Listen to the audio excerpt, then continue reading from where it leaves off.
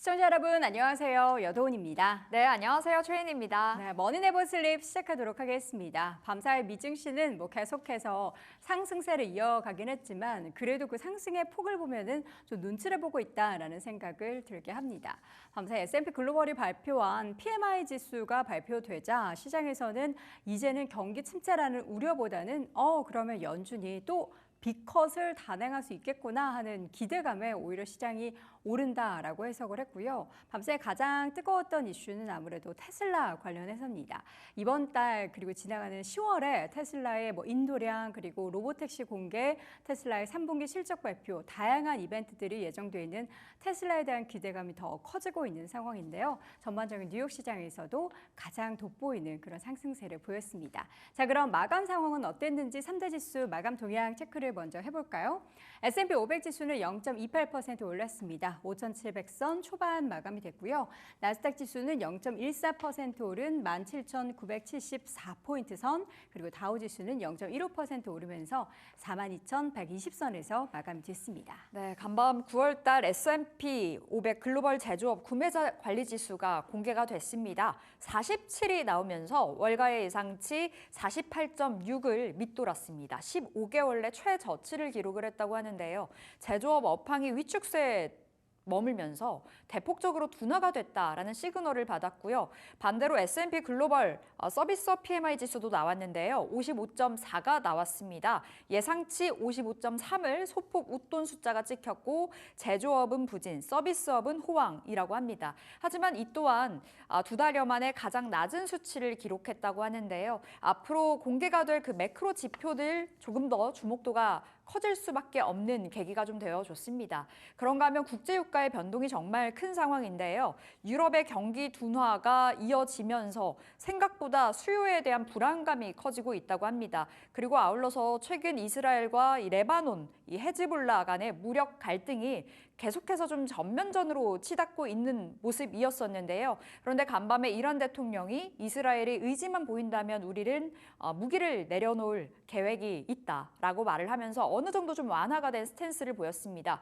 국제유가는 오름세 보여줬고요. 70.44달러에서 장을 마쳤습니다. 네, 밤사이 맵을 보면은 M7 종목들은 조금 부진했습니다. 테슬라, 메타, 아마존, 엔비디아 소폭 오른 것을 제외하고는 다른 종목들도 좀 소폭 내리는 그런 혼조 양상이 보였는데요. 먼저 마이크로소프트와 애플은 1% 미만의 하락, 구글도 0.95% 하락에서 마감이 됐고요. 메타의 주가는 0.5%대 상승을 했습니다. 이 반도체 쪽을 보자면 혼조를 보였는데 퀄컴, 인텔에 대한 인수를 타진한다라는 보도가 전해진 퀄컴은 이날에도 1.75% 하락했고요. 인텔은 최근 여러 곳에서 계속해서 우리가 투자해 줄게, 우리가 인수할게 라는 그런 이야기가 전해지고 있는 가운데 주가는 3%대 올랐습니다.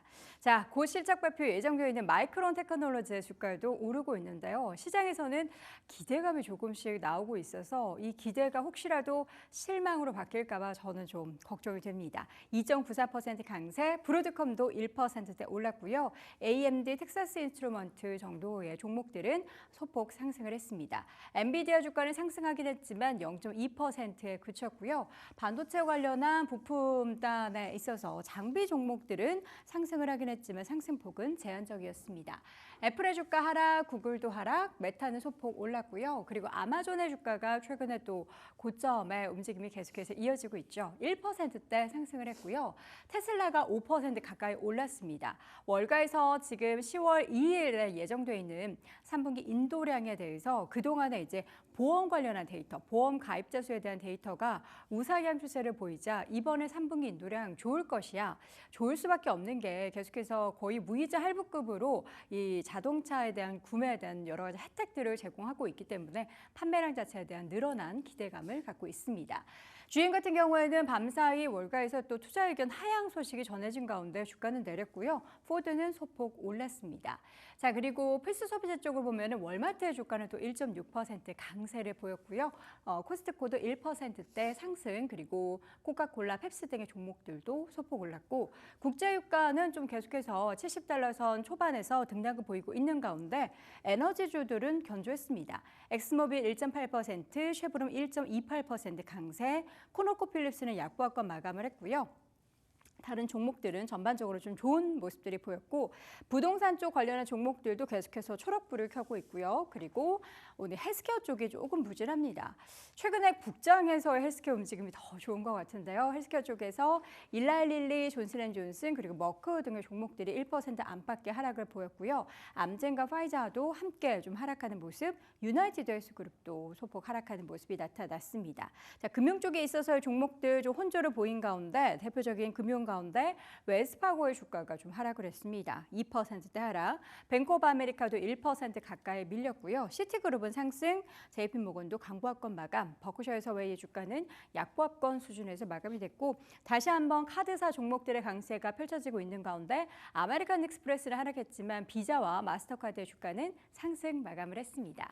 자, 그럼 오늘장 특징적인 종목들 좀 체크를 한번 해볼까요? 네, 간밤 시장의 주인공 테슬라부터 살펴보도록 네. 하겠습니다. 5% 가까이 올랐습니다. 하루에만 시가총액이 8천억 원 달러로 올라갔는데요.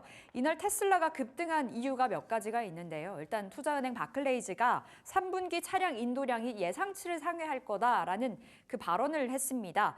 구체적으로 봤을 때 지난 3분기에 테슬라가 47만 대를 인도했을 거라는 추정치를 내놨는데 지금 시장의 컨센 그 이상으로 좀 잡히고 있어서 주가가 굉장히 강하게 탄력을 받았습니다. 중국에서의 판매 증가가 인도량 상승으로 계속해서 견인을 해갔다라는 분석인데 아무래도 BYD에 비해서는 굉장히 미미하겠지만 좀 의미가 있는 성장이 나타나고 있다고 합니다. 그리고 여기에다가 오는 10월 10일 로보택시 공개 일자죠. 이에 대한 기대감도 가져가고 있다고 하는데요. 주가는 250달러에서 장을 마쳤습니다.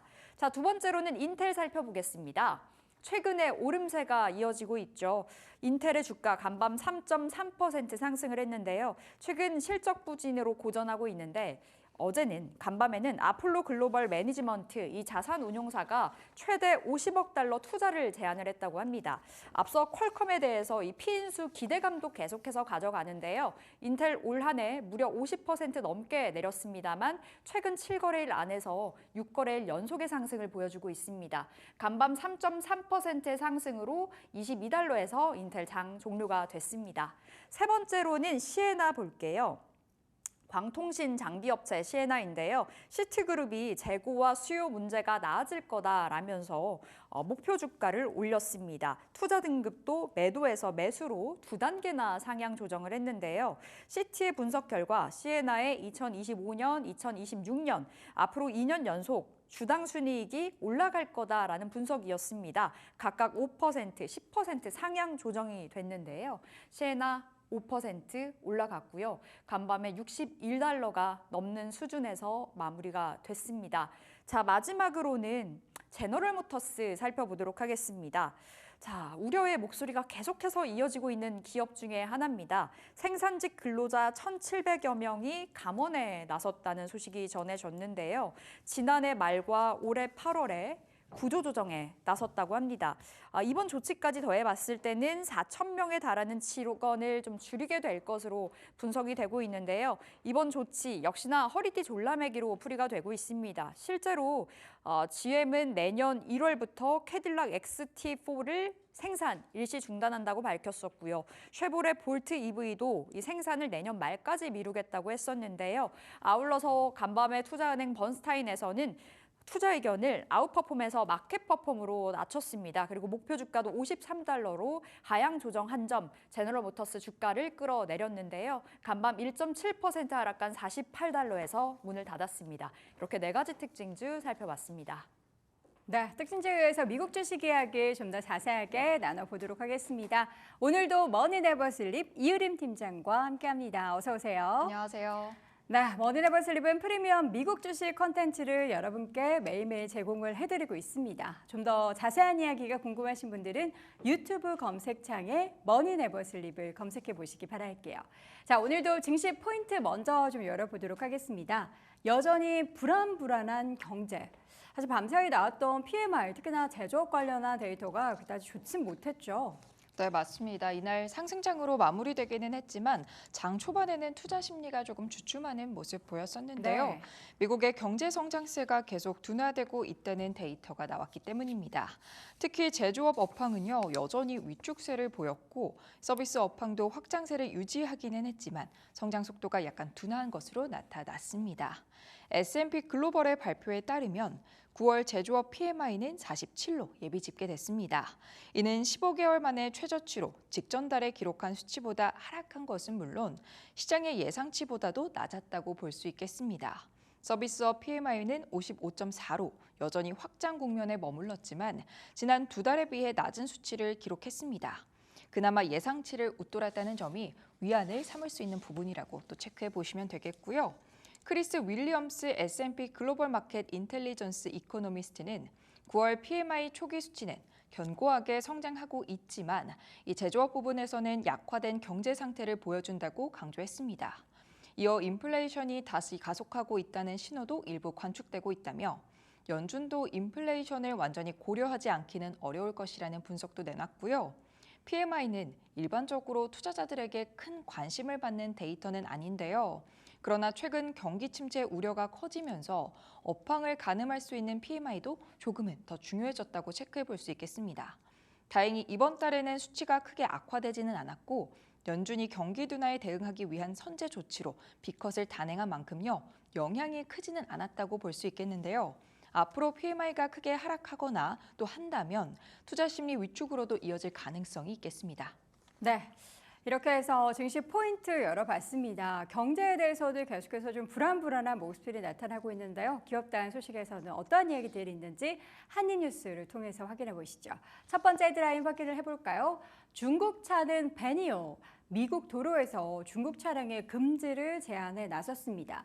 2027년까지는 소프트웨어, 또 2030년에는 하드웨어까지 금지한다라는 계획인데요. 미국 시장에서 중국산 차량의 진입을 완전하게 차단하겠다라는 조치로 여겨집니다. 좀 심각한 상태까지 벌어지고 있는 것 같은데 자세한 내용 들어볼까요? 네, 미국 상무부가 국가안보를 우려해서 이런 이유로요. 미국 도로에서 중국 소프트웨어 및 하드웨어가 탑재된 차량을 금지하는 규정을 제안했다고 합니다. 중국산 차량이 미국 시장에 진입하는 것을 사실상 차단하는 조치라고 볼 수 있겠는데요. 이 제안에 따르면 2027년부터는 소프트웨어를 또 2029년 혹은 2030년부터는 하드웨어까지도 금지할 계획이라고 합니다. 이 규정이 발효된다면요, 추후 러시아산 소프트웨어 및 하드웨어 등에도 확장 가능성이 있을 것으로 또 넓게 전망이 되고 있습니다. 네. 두 번째 소식은 보잉 관련한 이야기입니다. 최근에 이제 그 협상이 제대로 되지 않으면서 파업에 대한 우려감이 있는 기업이죠. 파업을 과연 끝낼 수 있을까? 보잉 노조 측에서 지금 임금 30% 인상을 제안을 했습니다. 임금이나 보너스, 회사의 기여금을 함께 상향 조정해 달라라는 요구도 있었는데 노조 요구의 상승폭 40%, 비중 결정이 어떻게 될지 주목되고 있습니다. 내용 확인해 볼까요? 보잉이 파업 사태를 해결하고자요, 4년 동안 임금 30% 인상이라는 새로운 제안을 하고 나섰습니다. 이는 이전 제안인 25%에서 상향 조정된 것인데 또 비준 보너스를 $6,000로 2배 늘리고요. 보너스 및 회사 기여금도 증대했다고 합니다. 노조 측은 9월 27일까지 이 제안을 비준할지 결정을 해야 하는데 이들이 요구한 임금 인상폭이 40%였음을 고려한다면 보잉의 제안을 이들이 받아들일지는 조금 더 지켜볼 필요가 있겠습니다. 네, 이번에는 인수합병 소식 이어서 보겠습니다. 헤드라인 열어볼까요? 통과 임박한 메가딜. FTC에서는 쉐보론의 헤스의 인수를 승인할 것으로 현재 전망이 되고 있습니다. 약 530억 달러 규모고요. 이 업계 판도가 이번 인수로 인해서 어떻게 달라질지도 주목을 끌고 있는데요. 경쟁사인 엑스모빌의 딜의 성사를 좀 견제하고 있다라고 하는데 내용 확인해 보겠습니다. 네, 미국의 연방거래위원회가요, 미국 석유 생산업체인 쉐브론과의 헤스 인수를 이번 주 내로 승인할 것이라는 전망이 나오고 있습니다. 이들은 530억 달러 규모인데 통과된다면 에너지 업계의 판도를 흔들 수도 있는 메가딜이 될 예정입니다. 쉐브론의 경쟁사 엑손모빌은요, 이를 두고 가이아나 합작 투자에서 헤스의 자산에 대한 우선 매수권을 주장하며 딜의 성사를 견제하고 있는 모습입니다. 네. 마지막 한입 뉴스는 리바이스 소식입니다. 비욘세의 효과를 좀 노린다라는 건데 협업에 대한 암시 이미지가 게재가 됐습니다. 이 리바이스 SNS에 카우보이 모자를 쓴 여성의 사진이 게재가 됐는데요. 아무래도 비욘세의 그 앨범 중에 카우보이 카터로 추측을 하고 있습니다. 과연 리바이스가 비욘세의 협업으로 인해서 어떻게 매출을 더 증대시킬 수 있을지 주목된다라고 하는데요. 자세한 내용 확인해 보겠습니다. 네, 미국에서 이 비욘세라는 아티스트가 가지는 인기가 굉장히 어마어마한데요. 리바이 스트라우스, 일명 리바이스가 인스타그램을 통해서 비욘세와의 협업을 암시하는 게시물을 올렸다고 합니다. 게시물에는 카우보이 모자를 쓴 여성이요, 말을 타고 있는 이미지와 함께 새로운 챕터를 소개합니다라고 적혀 있었는데 이를 두고 비욘세의 최신 앨범인 카우보이 카터와 연관된 내용이 아니냐는 추측이 나오고 있습니다. 리바이스가 비욘세 계정을 태그하면서 이런 협업 루머는 더욱 증폭되었다고 또 체크해 볼 수 있겠습니다. 네, 과연 리바이스의 청바지가 비욘세 효과로 인해서도 얼마나 많이 판매량이 늘어나게 될지 주목해 보도록 하겠습니다. 자, 이어서 종목 뉴스는 첫 번째 마이크로소프트 이야기입니다. 최근에 마이크로소프트가 여러 가지 AI 관련한 투자를 블랙록과 함께 손잡고 더 펼치겠다라는 소식은 전해졌지만 사실 작년에 AI를 이끌었던 선두 자리에 있어서의 오픈 AI와 마이크로소프트 최근에는 관련한 얘기가 너무 없어서 그런지 이 월가에서도 마이크로소프트에 대한 투자 의견을 하향시키고 AI 우위가 사라질 수 있다라는 얘기까지 했다면서요. 네, 맞습니다. 좀 관련된 소식 자세하게 전해드리려고 가져와 봤는데요.